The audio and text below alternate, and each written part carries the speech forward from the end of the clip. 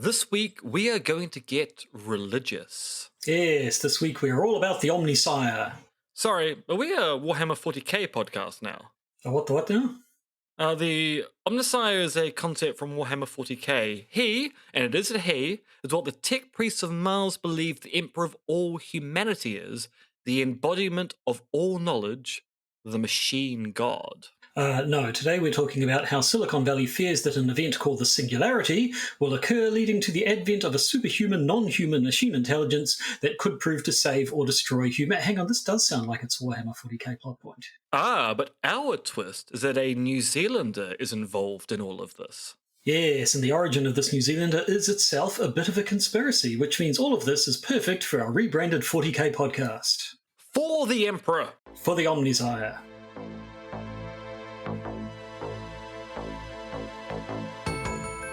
The Podcaster's Guide to the Conspiracy, brought to you today by Josh Edison and M. Dentith.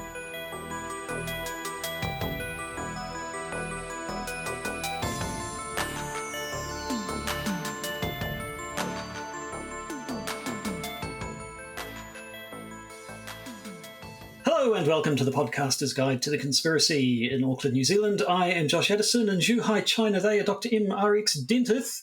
We're not a Warhammer 40,000 podcast, but we probably could be if we wanted to. I haven't played Warhammer 40k in a very long time, but I still remain quite interested in the fiction and the way the fiction keeps on changing. For it is not a consistent fiction. Oh no. It is no. a fiction Plenty in of retcons. revolution and retconnery. Yes.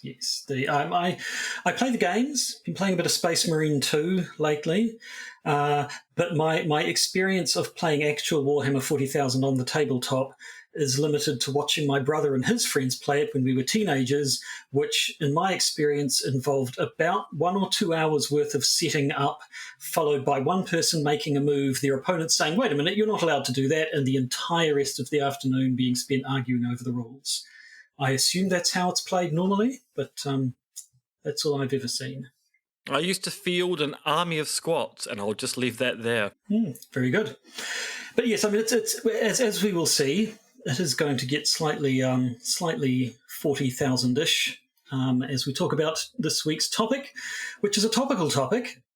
And we should probably play a chime and get straight into it. Oh, actually, sorry, you've been up to stuff this week. You've been off to Beijing. You've done weird things. Do you have anything to report, or has it just been admin-y, the life of a jet-setting academic stuff? I spent 9 hours in an airport. Haven't we all? Yeah, but I wasn't meant to spend 9 hours in an airport because the university that invited me, someone forgot to actually book the tickets. So I turn up at the airport, hand over my passport. There is no ticket for you. I go, oh. I make contact with the organizer who goes, well, I was told the tickets were booked. And then goes, I've just found out from the administrators that they told me a lie. And then they tried to book me onto a later flight. And that later flight got delayed twice. And we had 3 gate changes. So I spent a lot of time in an airport. A lot of time in an airport. Did anything good come of it in the end? Well, it went from I am angry and frustrated by this process to by the end, actually, it's quite amusing because they keep on delaying the flight and they keep changing the gate. Can they do it a 4th time? Apparently not, but I was willing to place bets. Okay, well, we'll leave you and your travel woes to one side then, and talk about TESCREAL with Peter Thiel.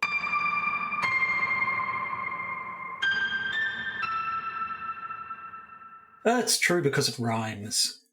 Everything that rhymes is true. So, yes, we're going to talk about Peter Thiel. We're going to talk about TESCREAL.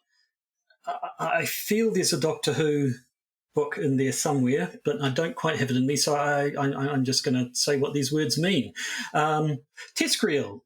TESCREAL, it's a word.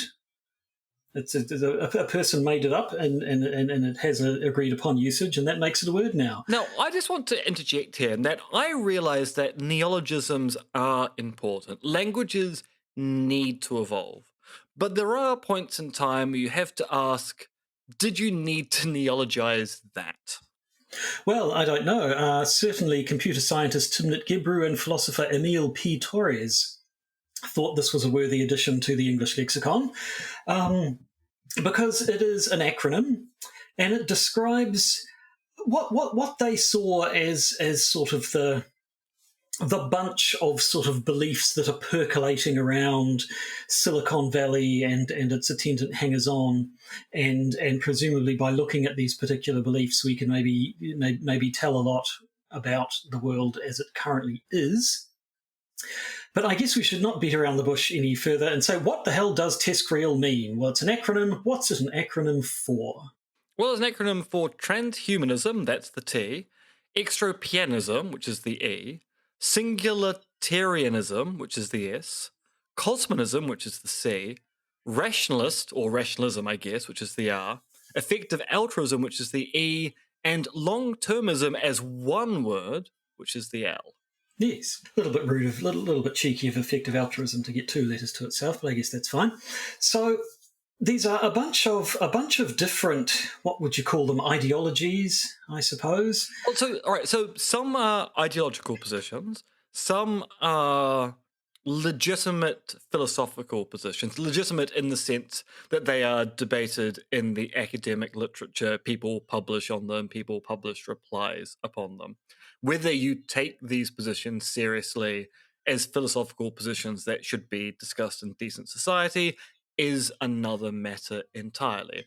So it's a complex of some things which are well accepted in academic debate and other things which are often kind of touched with long poles. Yes, and while these are 7 different ideologies, or whatever you want to call them, lumped together, I don't think it's the case. I don't think anyone says that these are all things that people believe. There is no one person who is all of these things at once, most likely, especially because some of them actually come into conflict with others. But it does sort of seem to be, if you lump all of these together, you've probably managed to capture a lot of the thinking of this general group. It's a family resemblance thing. There are lots of people with the same kind of view out there. And the family resemblance is that they have 3 or more of the following ideologies or philosophical positions which overlap with one another, even though they have a bunch of other ones which may be in conflict with views that other people have. There's a kind of core set, and it's amorphous, which is why it's a family resemblance concept here. But when you find these people, you go, well, you've probably got some of the following 5, and maybe you're opposed to the following 2. Yeah. There's definitely a lot of overlap. Certainly the first 4, transhumanism, extropianism, singularitarianism, and cosmism, are all kind of different flavours of the same thing, as we'll see in a minute. And then rationalism, effective altruism, and long-termism, there are definitely people who are into all 3 of those at once. They do seem to go together. And I think possibly an important common factor in this day and age is I think it's fair to say that all of them have some fairly strong opinions on AI. Yes, and that's going to be kind of the big thing here, because as we're going to talk about, Silicon Valley has discovered God, and Silicon Valley has discovered the machine god, and Silicon Valley is very scared the machine god is going to be vindictive. Indeed. But before we get to the machine god, let's look at all 7 of those in a little bit more detail. So, off the top, transhumanism, it's been around a while, hasn't it? It's sort of, you can trace the it back. idea of modifying human beings through technological augments is something which, has been going on for a very, very long time in human history. It's become accelerated in recent years, but transhumanism is actually a fairly old position. Yeah, and it needn't even involve sort of technological augmentation. I think eugenics can come under the umbrella of transhumanism. If you're going to, and I'm using air quotes here, we are an audible podcast, so therefore you're not. I cannot make a sound for air quotes. I can do it as close to the mic as possible, but it doesn't really come through. Yeah, the idea of using manipulating people's genetics through breeding programs is a form of transhumanism. And unfortunately, we saw where that went in the middle of the last century. Yes, those damn Nazis came along and spoiled everybody's fun. Here we were, just doing a bit of... was spoiling people's fun before the Nazis. It's just the Nazis were the most evident spoiling of fun we saw in that century. Yes, no. And there were more than one country in the world where people were getting sterilised against their will in the name of eugenics, and the Nazis just kind of showed the logical end point, or the logical worst end point of that, and everybody went, okay, yes, maybe we should back away from that. Maybe not, Mr. Hitler, maybe not. Yeah. So transhumanism, in my experience, as I have seen, seems to be the more of the umbrella term, just about, as you say, quote unquote, improving the human race by transforming it in some way, whether that be changing the genetic makeup of the human race by eugenics, or turning us all into cyborgs, or uploading us all into computers, or what have you. That's transhumanism. And then the next ones seem to be just sort of variations on that theme. Extropianism is not one I had encountered before, but the summary of it that I read, at least I had a quick flip through the original paper by Gebru and Torres, where they lay this out. They talk about extropianism as being sort of transhumanism, but a bit more libertarian, a bit more sort of emphasis on rational thinking, apparently a bit more emphasis on optimism for the future. Certainly some of these things tend to get a little bit pessimistic when they talk about machine gods coming to life and punishing us all. It comes out of, I think it was the 60s or 70s, with the writings of one particular person who invented this term extropy, which is meant to be the opposite of entropy. They're trying to promote this extropy. I assume they've heard of the second law of thermodynamics. I don't quite know how that fits into they've heard fighting of it, but against they entropy. Don't agree with it. Don't agree with it, yeah. So, yeah, I to be honest, I don't know the fine details of extropianism, but it's transhumanism, but a little bit different. Now, singularitarianism. I practiced saying singularitarianism multiple times in preparation for this podcast. It's way too many symbols for a single ideology. It does have a kind of ending sequence which is very difficult to land. Especially when you write it. It's singularitarianism. The Larry-Terry. I find you have to just shut your eyes and go for it. If you actually try to read the word, you'll get tripped up without a doubt. But it's basically transhumanism. If we were a comedy podcast, Larry-Terryism would be our new comic character. Yes, Hello, I'm Larry-Terryism. Larry Terry sounds a bit Welsh, yes. But singularitarianism, a transhumanism that emphasises the coming of the technological singularity. Now, I don't know. I heard about the singularity, I don't know, early 2000s, I guess, and at the time I heard it described as sort of the rapture for nerds. I don't know if it's evolved much in the intervening years. The initial... The way I heard of it to begin with was this: they sort of laid out this timeline of, right now we're about at the level where we can make sort of prosthetics that can pretty much replace the function of certain, like, a lot of prosthetic limbs are still relatively simple, but you can actually get quite fancy robotic ones. And then the idea is that, the progression of that will be we can produce prosthetics that can do better than humans' body parts, which will then eventually see a rise in people voluntarily removing bits of them and getting them replaced by prosthetics. That'll move on to mental prosthetics, replacing bits of your brain with computers to give yourself improved brain function, which will eventually result in the human race all converting to basically robots and uploading their minds into computers. That will then spread to... The drive will be sort of to hoover up all the matter on Earth, to turn it into computers, to expand. Great go, Josh. Go. To expand the singularity, which will then eventually, once faster than light travel is licked, result in hoovering up all matter in the entire universe. Didn't that happen in Lex? Isn't that what happened? It did, yes. Yeah. So end of season 2. Yeah. And so eventually, essentially the entire universe will eventually be this one single being consisting of all of the matter in the universe that's been converted to processes of some kind or another, and it will be the entire human race as a single being that humanity will have become God. And that was the story of the singularity that I originally heard. I don't know if it's much different from that. I don't know if it's Well, they necessarily now go as the far worry as about that. the singularity is it's going to occur without us. So the worry now is not that humans will modify themselves into the singularity and the creation of a kind of zeitgeist or omega entity. The worry now is that AI is going to speed run the singularity. So the LLMs will become AGI. AGI will go through the singularity. They, as the machine entities, will then speed run to the grey goo, etc., and we will get left behind. So we may not be part of the singularity anymore, and that's why Silicon Valley is afraid of the machine god, because they're afraid that it's not going to take us with it. It might decide to wipe us out instead. Right, okay, that does make a bit more sense.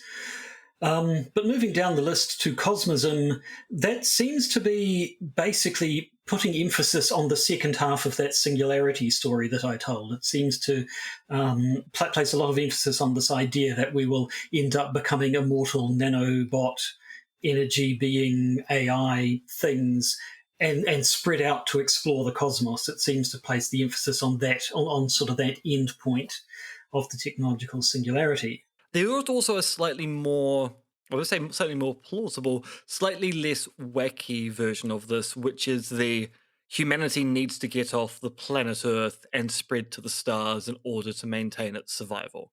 So cosmonism, in the sense that we shouldn't be restricted to one planet in one solar system, because we know what happened to the dinosaurs. Yes.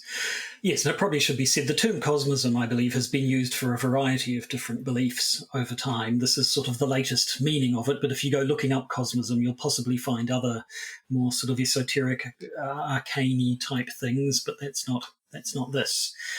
So, so as you can see, those four all kind of go together. They're all talking about largely the same thing, just possibly placing different emphases on different bits of it. But then we get into the last three. So you have the rationalists. Rationalism, modern rationalism, in this particular sense, they're talking about the movement exemplified by the less wrong forums. Which was it? Elijah Yudkowsky. Is he the originator of less wrong, or is he I just the don't know, most? actually. It's I a name probably that's should have looked that associated up with that beforehand. group, but I don't know whether Yeah. it's the originating name. Yeah, so but certainly Elijah Yudkowsky, yeah, him and if I were a proper podcaster, I'd have looked this up beforehand instead of looking it up as we speak. But yes, he and Robin Hanson were the two main contributors to the Less Wrong. And Elijah Yudkowsky, he's an interesting fellow. He is famous, among other things, for writing Harry Potter and the Principles of Rationality, which is a Harry Potter fan fiction that is longer than all books of The Lord of the Rings put together, with the Silmarillion and Hobbit on top, I think. It's this mammoth work of Harry Potter fan fiction in which it's an alternate universe where Harry Potter is instead raised by scientists instead of being raised by the Dursleys, and grows up to be the most insufferable little shit you've ever imagined, who believes he's smarter than everyone else in the universe, and then gets invited off to Hogwarts and starts applying scientific principles to all of this magical stuff that he starts encountering. I've encountered small bits of it, and really, you're either into it or you think it's the most punchable characters you've ever read in your entire life. I remember really being pointed to this back when it was first coming out, back before we realized how problematic J.K. Rowling is, both as a person and also as a writer of prose. You don't really want to get into the cliches she uses in her writing because it's actually not particularly good. And I remember reading the first paragraph of this fanfic and going, I think that's my off ramp right there. I don't need to go past the first paragraph of this. I can tell I'm not going to like it. Yeah. But some people do like it. Some people like it a lot. People who like to imagine they're the smartest person in every room they're in, I think, because that's essentially what Harry Potter is written as.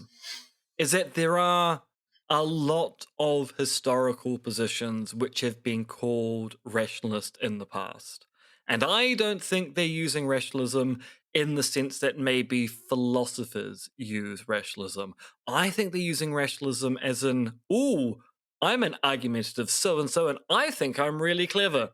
That's what my mum told me. Yes, my understanding is that the less wrong folks are big fans of Bayesian logic, that being logic which, rather than relying on two values, 1 or 0, true or false, what have you, assigns values between 1 and 0 to various things, and then sort of does various sorts of probabilistic maths on them. And the experience I've had of it, the little exposure I've had to it, has really been a lot of the thing of people just desperately trying to turn stuff into numbers. It's the whole thing of these things. They're all complicated and complex and very difficult to understand. But if we can put numbers on them, numbers are great. We can work with numbers. We can make numbers do whatever we want. And so there's the term Bayesian priors gets bandied around a lot, which is the smart-ass way of saying assumptions. But if you call your assumptions Bayesian priors and put Bayesian probability values on them, suddenly it sounds like you're being serious and objective, when in fact you're just baking your own biases and uninformed assumptions into whatever maths you end up doing. So now, I do want to step in here and defend Bayesianism. Oh yes, but I'm not going to, because I think the issue is these rationalists, and I'm putting the air quotes around it because there are respectable positions called rationalism in philosophy, are people who just don't understand how the Bayesian calculus works. They just think you can put numbers on things and then prove things. And the whole point about Bayesianism is it's a kind of a balancing act. Once you get a particular conclusion, you need to update priors, because some of those priors are posterior, some of them are prior priors, some are relative priors, and the like. If you're going to be a Bayesian, you need to be very sophisticated in your reasoning. And the problem for these rationalists is that they like Bayesian logic because you can put numbers on things and prove things through math. What they don't like is being told to update their priors in light of new evidence. They don't like that kind of thing at all. No, yes, yeah, I should be clear. Bayesian logic is a real thing. It's a real thing and a respectable thing. My issue is with the way it is respectable used. is a matter of interpretation. There are philosophers who don't like Bayesian logic at all. But it is nevertheless something that is discussed seriously. Bayesian inferential systems is probably the better way to put it. But it is a thing that is actually seriously entertained and discussed in academic circles. My first paper, when inferring to a conspiracy theory might be the best explanation, started off as being a purely Bayesian paper. And then halfway through the writing, I went, I can actually just get by on discussing inference to any old explanation and inference to the best explanation. I don't need the numbers here. Actually putting the numbers in makes the story unnecessarily complex for at least the kind of argument I'm trying to run. Yes. Now, the interesting thing, or an interesting thing about Harry Potter and the methods of rationality or principles of rationality, I don't actually care anymore, is that it was the favourite fan fiction of some of the people involved with Sam Bankman-Fried and that whole fiasco. They liked. There's this little sort of meme in the book, apparently, where Harry Potter. They do the whole thing of essentially, I'm the smartest person in the world, so I should probably actually be in charge of it. Like, the world would actually be a better place if I were the dictator of the world and everybody did absolutely everything I said. In fact, the ideal outcome would be if I took over the entire world. And he has this cute little thing, apparently, where Harry Potter in these books will talk about, rather than talking about world domination, he'll talk about world optimization, which is their cute little term for, wouldn't it be great if I took over the world because I'm the smartest person alive and would do everything right. And so SBF and his folks apparently were fans of talking cutely about world optimization, which leads us nicely into the next bit, effective altruism, because a decent chunk of these rationalists are also effective altruists.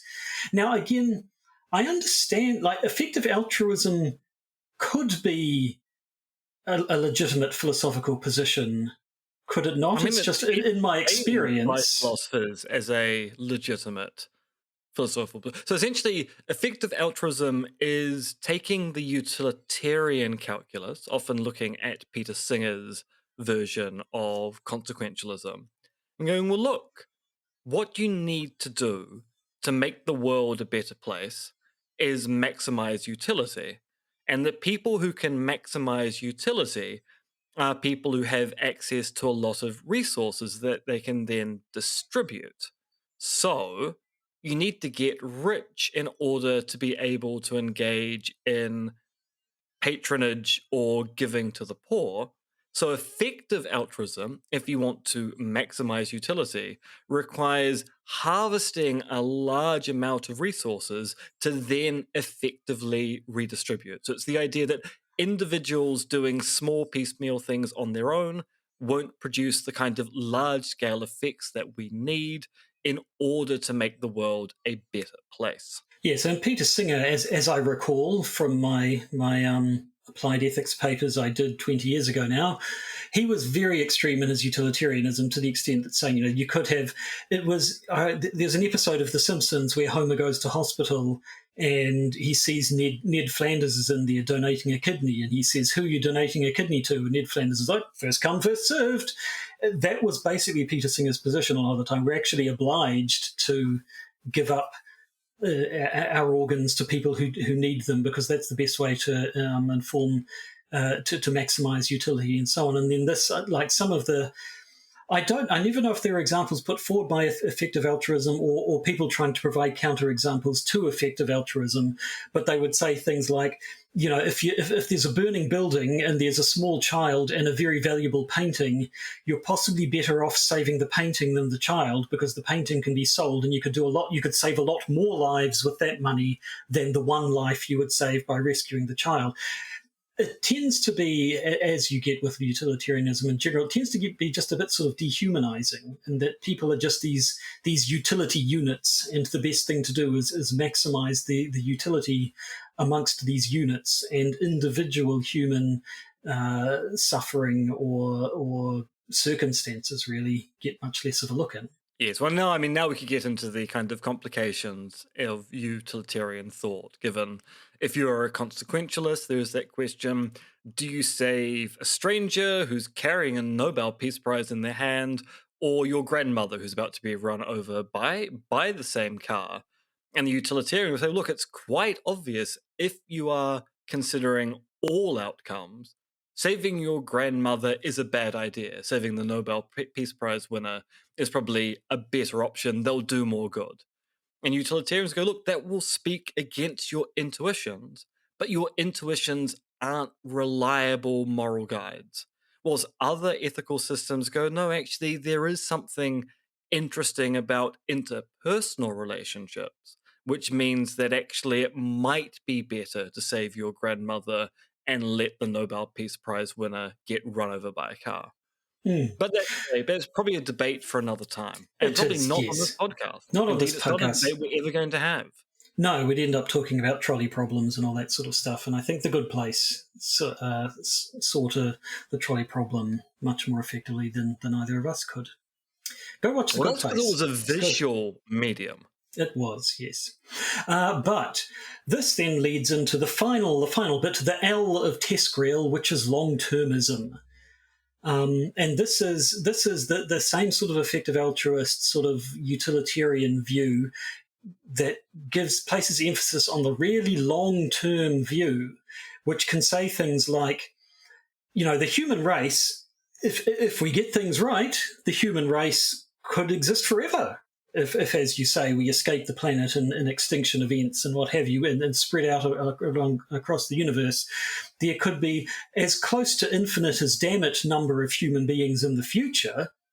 So surely the long-term effects that are going to affect all of these countless humans extending off into infinity matters more than the individual circumstances of human beings right now.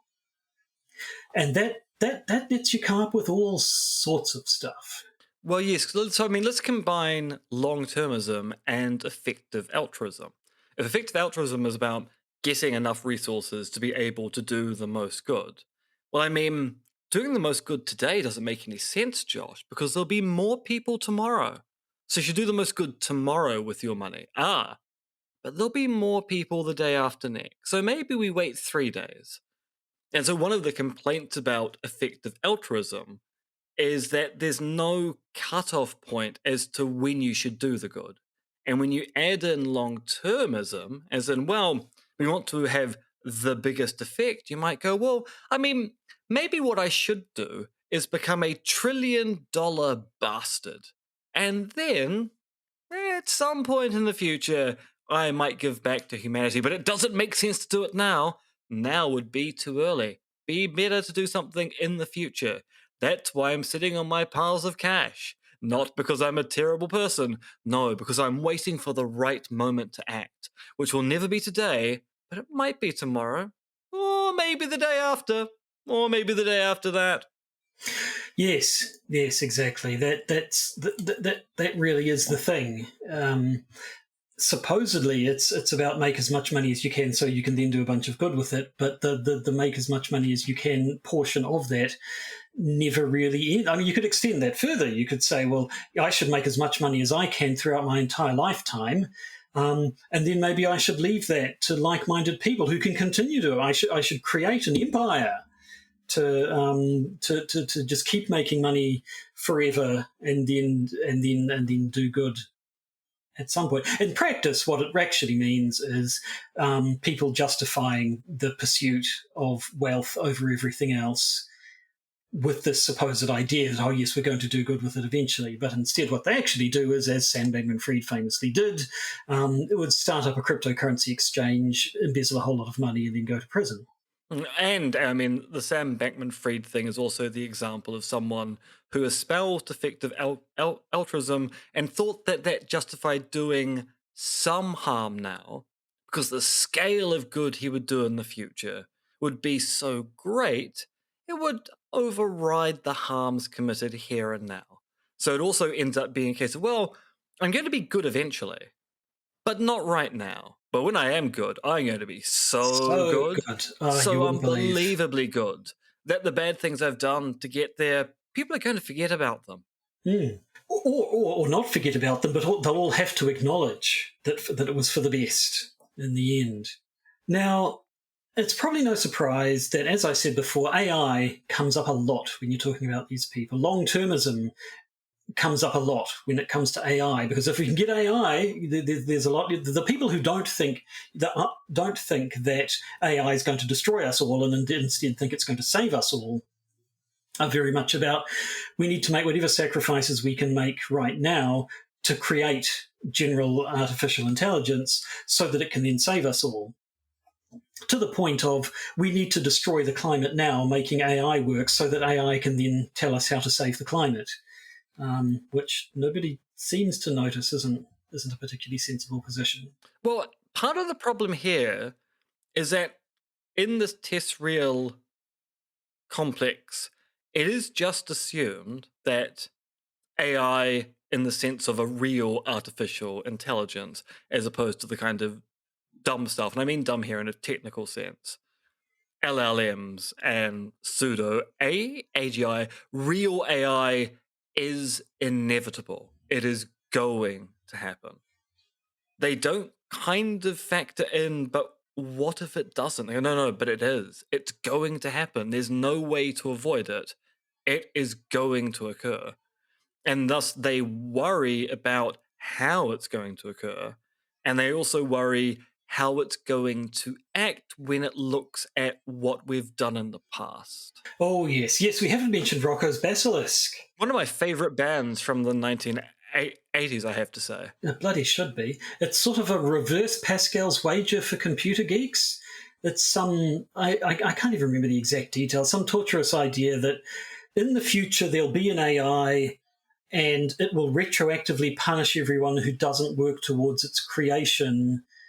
But then the method of punishment involves making copies of our past selves into as artificial intelligences in a matrixy network in its own time, which it will then torture. So I don't know, for starters, why we should care that a copy of us will get tortured at some indeterminate point in the future. But anyway, the end point of it is that simply it was sort of described as this kind of info hazard, because supposedly just by becoming aware of this example, you now have no excuse for not working towards this AI and avoiding eternal torture in the Matrix or something.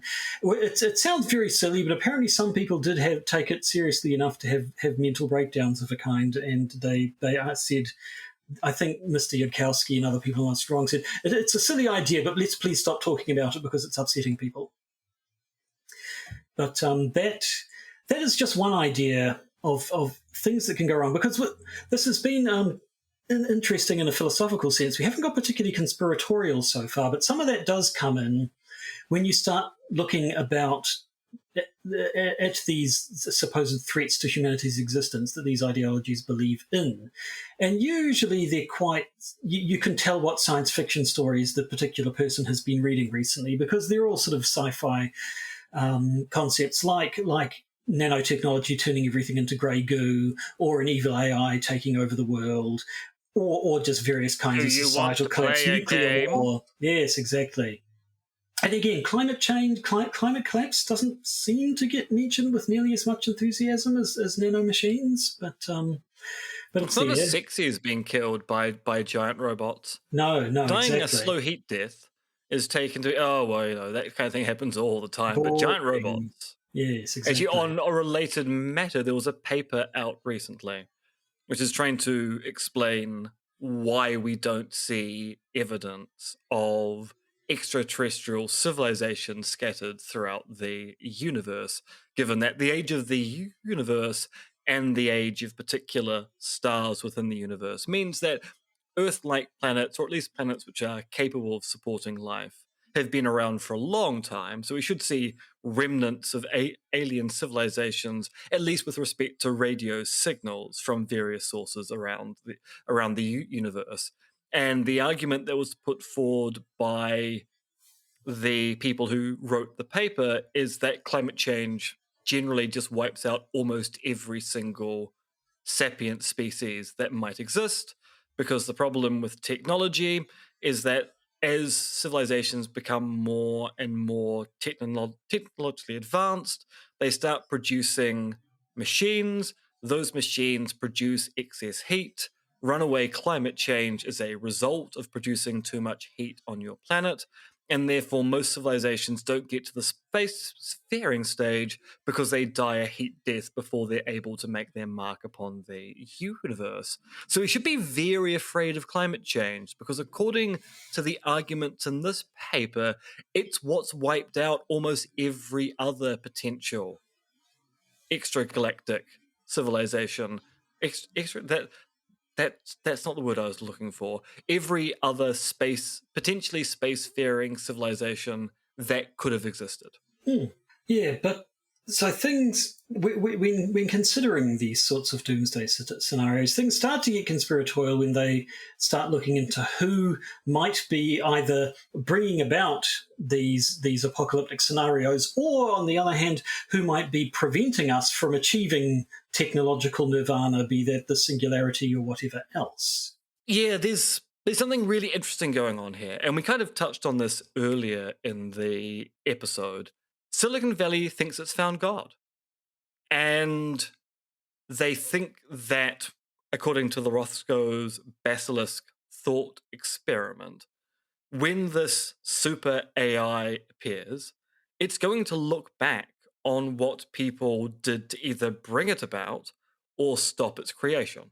And they are very concerned that the God which they've found, the God that they're going to create, is going to be a wicked and vengeful God. So they are speed running theology as they prepare for what they take to be an unavoidable creation of a machine god that will judge us upon its creation and either take us to the stars or wipe us out. And there's something very weird about this, because this might explain the kind of behavior we're getting around the bubble of AI and LLMs in particular, because many people are pointing out that the behavior of Silicon Valley investors at the moment is not rational when it comes to the AI boom. Because most of these AI companies are not making money. They are projected to lose money. They're spending large amounts of their cash reserves on building power plants at a point in time where we should be trying to reduce power consumption rather than increase it. And the argument is, well, these investors aren't acting as rational investors under the market. They are acting more like religious fanatics. They've bought into the inevitability of the machine god and the singularity, and they are investing in their own future. We're going, oh, when the machine god looks at me, they'll see that I tried to make sure it came about. Yes, I was there on its side from the very beginning. Spare me, machine god. Spare me. Yes, I mean, from the economic side of it, I've heard the argument that Silicon Valley needs AI to be the next big thing, needs to be this transformative technology that is going to change absolutely everything about the world, to the extent that, you know, even the people who think AI is going to save us all and the people who think AI is going to doom us all are essentially, they're on the same side, because they both believe AI is this inevitable transformative technology that we all just have to get behind. Whereas the argument has been Silicon Valley investors need to believe that, because they need something to chuck all their money into, and other kind of technologies have kind of run their course a little bit, which will be an idea that's going to come up again shortly. I think very shortly. I think all of this leads to the recent pronouncements of our fellow countryman Peter Thiel, New Zealand citizen. Yes, Peter Thiel, German-American New Zealander tech mogul in charge of Palantir. A terrible, terrible human being. Yes, Peter. I assume you're probably familiar with him, but if you're not, he made most of his money as the founder of PayPal. He and Elon Musk, because that's back at the time Elon Musk was trying to get his initial version of X, the everything app, off the ground, and X and PayPal sort of merged, and then Thiel kind of came out triumphant in that, and Musk went off and did other things. And these days he's known for, what's he known for? Yes, founding Palantir, the sort of surveillance company, founding a company based off of the artifact from Lord of the Rings that the evil wizards use to spy on the good guys. I don't get where Josh, that comes from. You'll find that in the early days, the Palantirs were used by anyone and they had no evilness. But yes, it is true, in Lord of the Rings, they're essentially a mind control device by Sauron. Yeah. He did that. He's also famous for killing Gorka by funding. So Gorka, I think, Sorry, for a moment there, I thought you meant Sebastian Gorka, former White House aide. You mean Gorka, the news site? Gorka with a G-A-W-K, yeah. Because Mr. Thiel is gay. I believe Gorka sort of outed him in a fairly shitty way, which I think we'd agree is a bad thing to do. But Mr. Thiel, in revenge, bankrolled Hulk Hogan. So now Hulk Hogan comes into this. Gorka published a leaked sex tape featuring Hulk Hogan, and Peter Thiel bankrolled his case against Gorka, which killed Gorka and had a sort of flow-on effect that kind of messed up a lot of media, especially internet media, as it exists today. He's also, like a lot of these tech people, very obsessed by the idea of his own mortality and all about prolonging his own life through any means. One of those he is literally a Silicon Valley vampire capitalist, because he injects the blood of other people into his own body on the belief that young blood is better than old blood. Yes, I don't know if he's still doing that, but he definitely used to, and could well still be, for all I know. He also, as we say, is a New Zealand citizen, and this was very contentious at the time in New Zealand because, like, New Zealand, like most countries, has various paths to citizenship here. They usually involve coming here through legal means and applying and staying and living here and all of that business. There are fast tracks if you're rich. Basically, you can get sort of citizenship expedited by pledging to basically give a bunch of your money to New Zealand's economy by investing a decent chunk of money in New Zealand industry and things like that. And then there's Peter Thiel, who chucked a bunch of money at New Zealand, having spent, I think, 11 non-continuous days in the country total, having said explicitly that he has no plans of living here for the time being, and yet was granted New Zealand citizenship on that. And there was a lot of fuss at the time. This guy basically bought a New Zealand passport, which is not the way it's meant to work, and yet that appears to be what it did. And the whole reason, of course, he did is because it's the whole insurance against the apocalypse thing. A lot of these rich guys have identified the fact that New Zealand is indeed small and remote, but English-speaking, part of the quote-unquote Western world, and possibly would make a good bolt hole if things turn to custard elsewhere. So I don't think he's the only one, but that's basically the only reason why he has New Zealand citizenship, so he can flee here if he wants to. Yes, and the argument put forward by the John Key government of the day was they expedited his citizenship despite the fact he hadn't spent enough time in the country, on the basis of the large number of investments that Peter Thiel promised to make into the economy of Aotearoa, New Zealand. And as we found out either late last year or early this year, virtually none of those investments were made. And the money that Thiel did invest to get his citizenship has now been removed from the country. So he has no financial stake, has never made a financial stake in the country. He simply seems to have bribed his way into citizenship. And this has led to a very interesting discussion back home because stripping someone of their citizenship is difficult and rightfully so. But many people think it was a huge injustice giving him citizenship in the first instance. Yes, I know, as far as I'm aware, renouncing New Zealand citizenship isn't a thing. Like, you can say, I renounce my New Zealand citizenship, as I believe you're required to do to get American citizenship. I think in some cases you have to renounce your former citizenship. But that doesn't actually mean anything in New Zealand. You can say it, but you will still be a New Zealand citizen if you want to be. But anyway, the point is, Peter Thiel, questionable individual. And even more questionable are the things he's been saying recently about the apocalypse and the Antichrist. He's been giving a bunch of talks. I heard about he gave a series of 4 talks to a sort of closed audience, and recording wasn't allowed.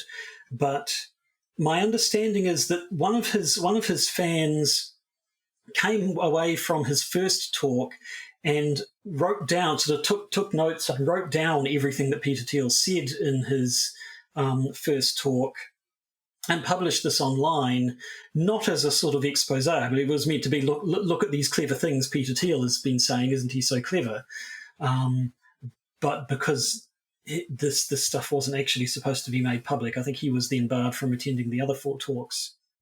But I think some of this has got out. But certainly what we know of the first one, yeah, he's been thinking a lot about the apocalypse. For a person, you sort of expect these tech magnates to be a bit more atheistic and science-minded, perhaps. But as you say, they really do seem to have found religion. And indeed, in Peter Thiel's case, a lot of his stuff seems to be about making a new kind of Christianity, as people have done. There are various instances of the past of people sort of inventing a kind of Christianity that is consistent with their own beliefs, even though it's not necessarily consistent with Christianity as it existed before. And so this seems to be an attempt to... What we need is a version of Christianity that doesn't care about poor people.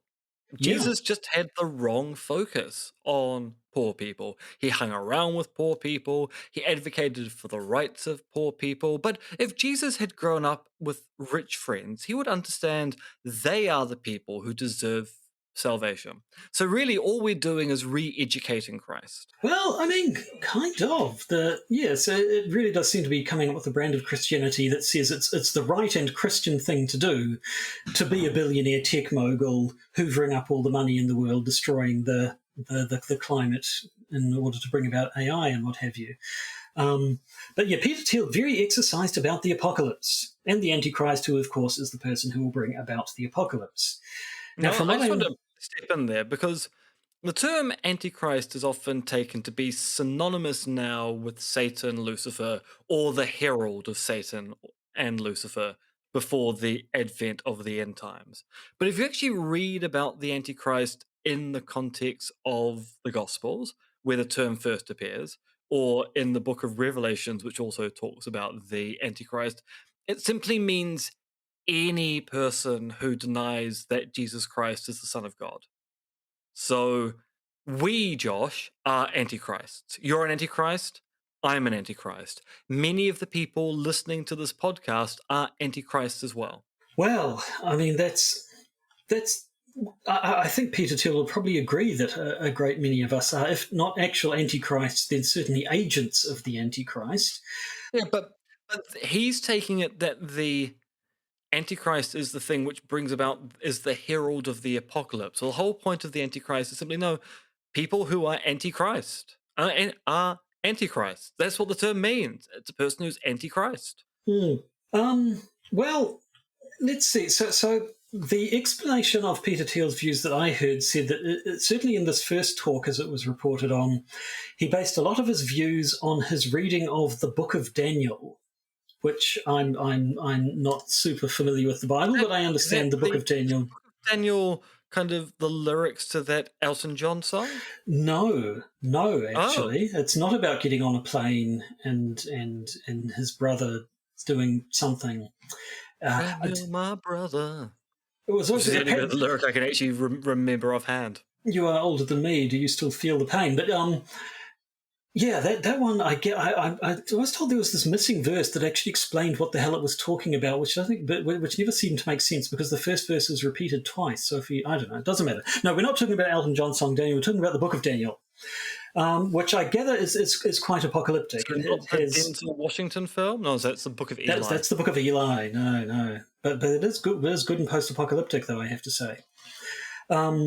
So it's like the Book of Revelation, in that apparently it includes a bunch of sort of visions of the apocalypse and what's going to happen in its structure. Now, apparently, from his talks, Peter Thiel seems to think that the Book of Daniel was actually written by the biblical Daniel, where most historians believe that it was actually compiled several centuries after Daniel's time, and is sort of a compilation of these apocalyptic things. But well, I mean, if we're going to get into the history of the writing of Jewish scripture or the Old Testament of the Christian Bible, then almost all of the texts are attributed to 4 groups of writers writing at particular times, some of whom are rewriting other parts of what was written. So the argument goes, even if there was a source document in the book of Daniel, that is the prophet Daniel's words in his own words, it would have been rewritten and then rewritten again because there was a certain amount of eradicating certain concepts from Jewish scripture and reinforcing certain political realities in those scriptures as well. So all these things were being rewritten all the time in order to fit the orthodoxy of the day. Yeah. And so apparently in his reading of the Book of Daniel, he does the thing where he'll insist that certain things are to be taken literally true, except for when that's not convenient, and then they're metaphorical. Apparently the Book of Daniel, for instance, talks about how the apocalypse is going to follow the falling of 4 great empires, and I forget what they're identified. I think 2 of them had been identified in biblical times, like the Mesopotamian earlier one and the Egyptian or something. And then it's like, Well, then there was the Greek Empire, which kind of fell, and then kind of the Roman Empire. And there have been a bunch of empires. There's been the Ottoman Empire and the British Empire and the Turkish Empire, or what have you, Turkish-Prussian Empire. There's definitely been at least 4 empires have fallen in human history. So how come the apocalypse hasn't happened yet? At that point, that's when Daniel was being metaphorical when he was talking about these particular conditions for the apocalypse happening. But Peter Thiel definitely thinks the apocalypse has not happened yet, but it will. It's gonna. And he talks about how it's going to happen, and again, a lot of it was familiar to things we've heard before. He talks a bit about the whole sort of one world government stuff that is supposedly going to be set up by the Antichrist. Read an awful lot like the second 2 Omen films, or indeed the Omega Code, the greatest movie featuring Casper Van Dien and Michael York. The first Omega Code, fine Bible thriller. It's Omega Code 2 Megiddo. That's the one which is good. Well, that does have Michael Biehn. With Michael Biehn. I forgot. I'm just too busy thinking about Michael Biehn. No. He thinks there's going to be. I'm thinking about Michael York literally yelling to the sky and telling God to bring it on.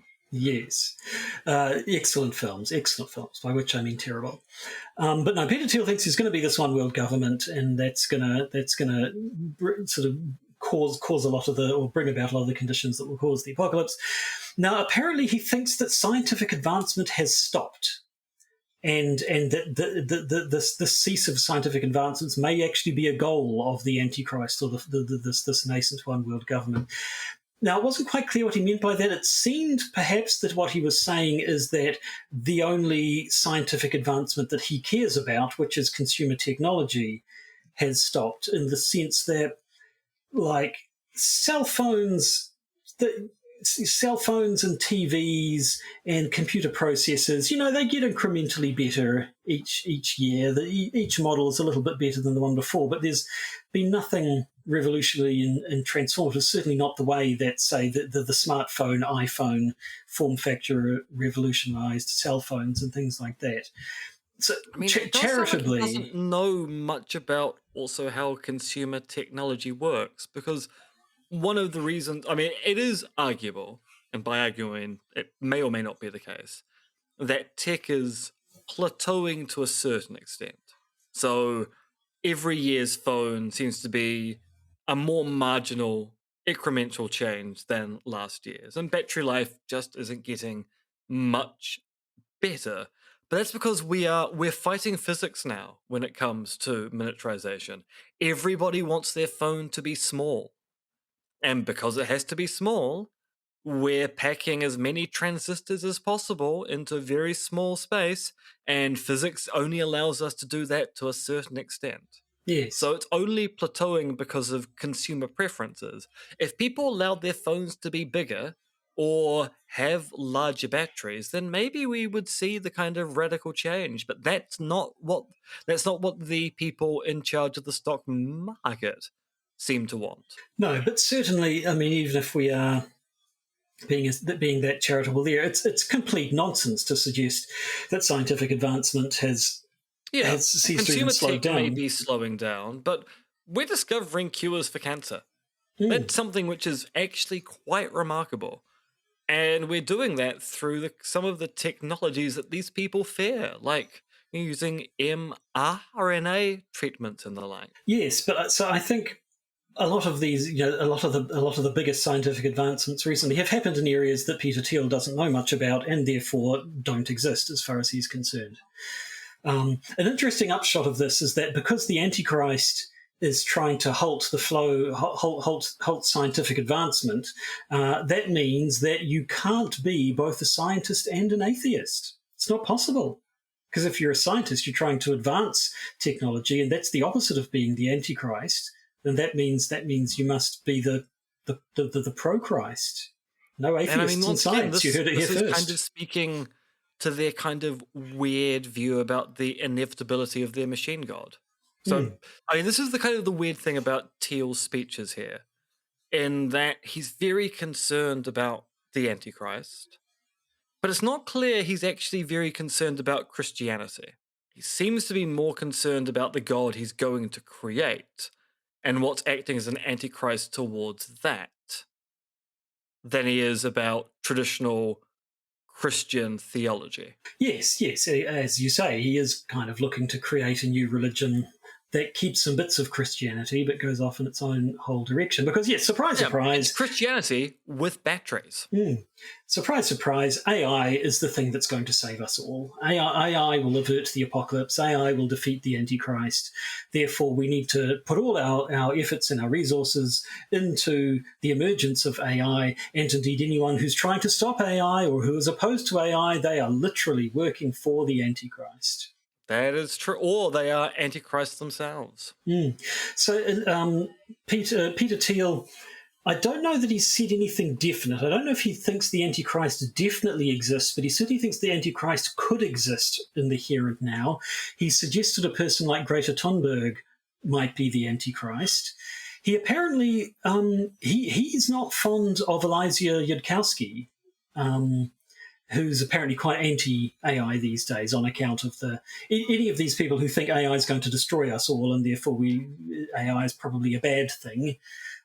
Peter Thiel thinks anyone who believes that is an agent of the Antichrist. Now, the fact that Peter Thiel stands to make a lot of money off of AI is purely a coincidence, I'm sure. But at the end of the day, when you look at everything he's been saying and what a lot of these people are saying, it really does just seem to come down to self-justification of the stuff that they already believe or that everything they want to be true. This brings us back to kind of the long-termism, effective altruism problem. Because I do think Peter Thiel genuinely believes he is a good person. And he believes that he's accruing all of this money and power in order to benefit the human race. So he's thinking in long-term response, and he's going, and I'm going to use that power for good. But the other stuff he believes means that even if he sincerely believes he is a good person out for the good of the human race, his other political beliefs are undermining those efforts, even if we grant that long-termism and effective altruism work. And I don't. I just reject both of them. No, but even if we grant that they do, it's a problem for his view. Yep. And so that, I think, is all we have to say for the time being about Peter Thiel and TESCREAL. And still never got a decent rhyming couplet out of it, although I'm sure we could. No, I mean, we got real with Peter Thiel and TESCREAL. That's not bad. I'll accept that. What was that band and Chanel? Anyway, there's something there. We can workshop it later. Yep. But that'll do for now. So now, of course, we have to go and record a bonus video. I know last time we said we were going to do the Anselmo case, didn't we? We made that promise. And unfortunately, news came to hand and we were unable to do it. But this week we are definitely going to do the Anselmo case because it is a really, really fascinating example, and I do think it's one that doesn't get talked about enough. So this week, definitely the Anselmo case. Yeah. So tune in, patrons. If you're not a patron and you wish to tune in, then you can just become one by going to patreon.com and searching for the Podcaster's Guide to the Conspiracy. Or you could just not do that. It's entirely up to you. Yeah, I mean, as Josh would say, we're not your mum. Unless, of course, neither of us. We are. And if we are, please get in contact because it's a surprising fact. It is, yes. I think I'd like to know that. Righto. Well, that'll do for another time. So until we next publish an episode. Last time I did the conspiracy you later sign off, and you said, "Aren't you retiring that?" And I was like, "Yes, I was going to retire that, but I don't have anything to replace it with." So I think I'm just going to have to say, "Conspiracy you later." Or will you? Yes.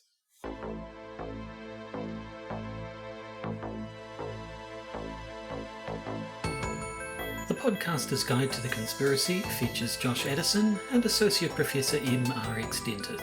Our producers are a mysterious cabal of conspirators known as Tom, Philip, and another who is so mysterious that they remain anonymous.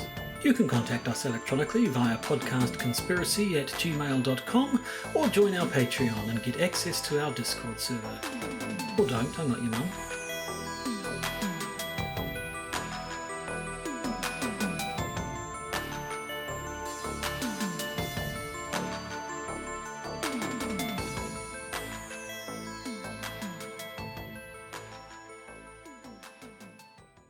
And remember, according to the Copenhagen interpretation of quantum mechanics, a stranger is just a friend you haven't met.